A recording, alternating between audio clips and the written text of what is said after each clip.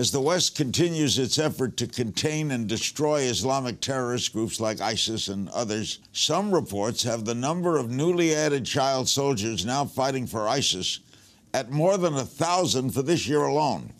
So what's the international community to do? And what are the lasting effects for our world and for any child soldier who may live long enough to one day recapture a normal life?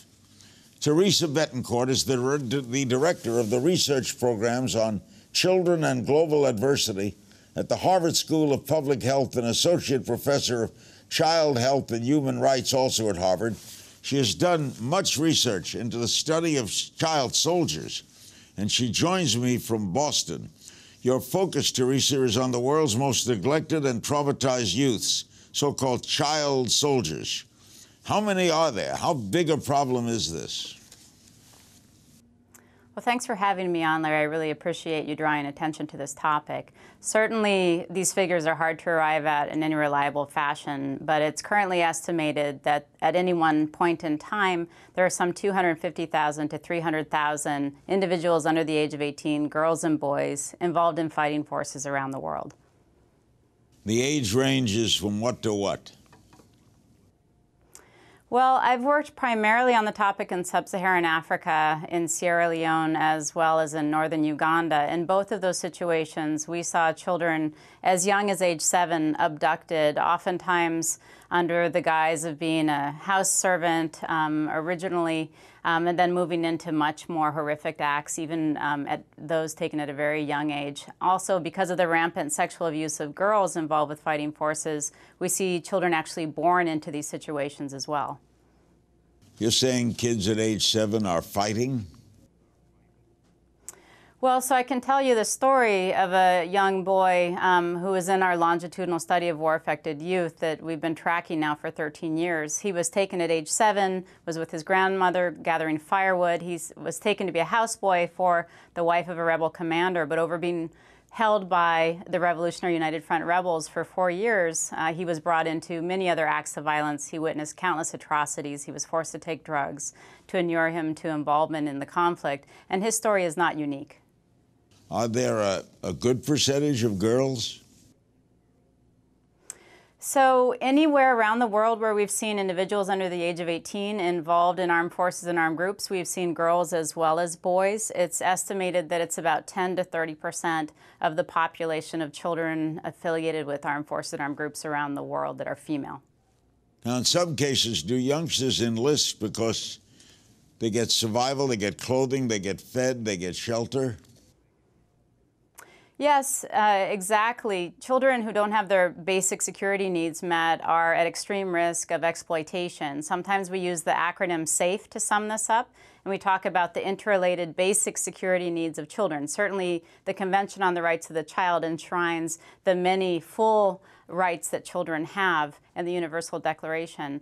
But in the SAFE model, we talk about children's basic needs for safety, freedom from harm, access to basic physiological needs, food, shelter, a standard of medical care. F is family and connection to others, because we know children need attachment relationships to thrive. And then economic security and education. When these needs are not met, we sometimes see children and families engaging in survival strategies to meet them. So a child who's not safe in their neighborhood or is under threat, or who doesn't have food or shelter, is much more vulnerable to being involved in a gang or an armed group than those who have those basic security needs. Same if caregivers have died or a child lacks caregivers. Children who lack caregivers are much more vulnerable to exploitation of this sort.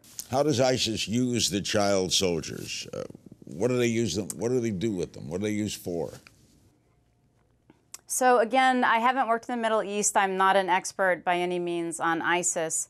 Certainly, we know from the definition of child soldiers, which comes from the UN-led Paris Principles of 2007, that the definition of a child soldier, which is a sort of a casual nomenclature we use for children involved with armed forces and armed groups, are those under the age of 18 who are involved in any capacity, not just frontline fighters, but involved as cooks, spies, sexual slaves, porters, includes boys and girls under the age of 18 who are involved in any capacity.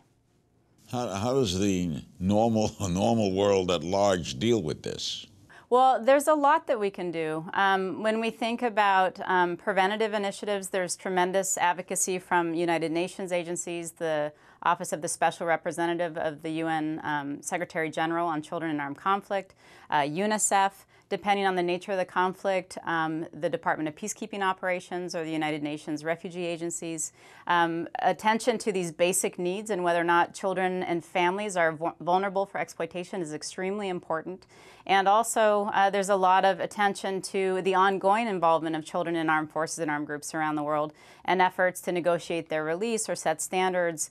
It is a crime of the International Criminal Court to recruit children under the age of 15, but it's still done in many places around the world.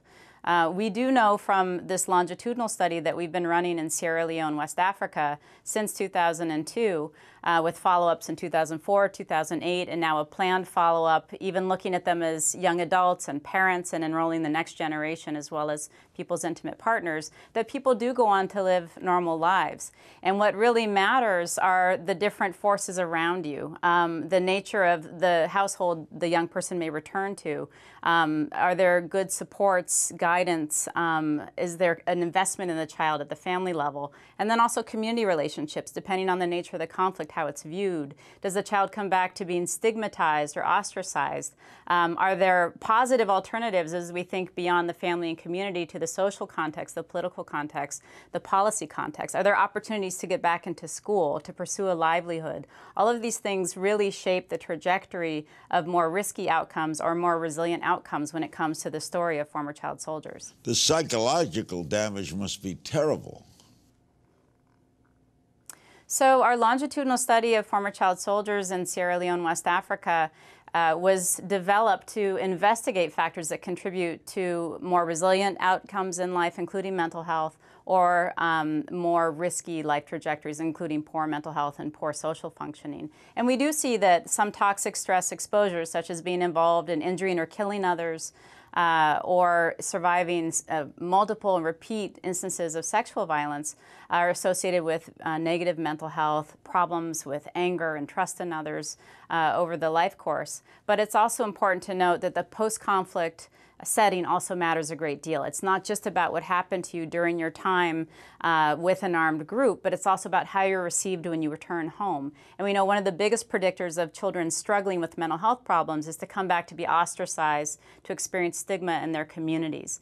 And so there are also things we have to learn about in terms of mechanisms for intervention. We know from our longitudinal research that things such as getting back into school or having a decent degree of social support in your life and guidance is extremely important for young people who do well over time.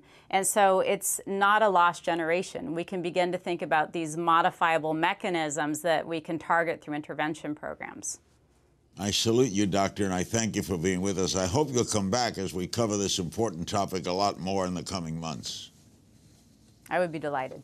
Thank you, Dr. Theresa Betancourt of Harvard University.